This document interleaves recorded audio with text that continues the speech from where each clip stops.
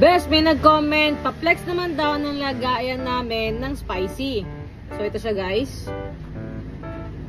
Yan. Pa isa.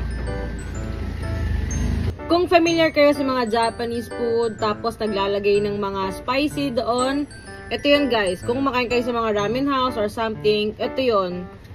Yung lagayan ha. Kasi yung oil niyan is kami na po yung gumagawa, which is yung chili oil. May takip yan guys, kaya lang nasira na, kaya ganyan siya. Ang tawag sa spicy na to, na nakalagay dito dati, is rayu. Di siya agad-agad natatapon, kinan nyo guys. O, diba? Di siya agad-agad natatapon. Tapos, kailangan mo siyang pindutin dito para sa ganon, lumabas yung kanyang oil. So, tatry natin. Meron ako ditong paper plate, tapos tatry natin siya. Ganon siya. Yan. Ganyan siya guys.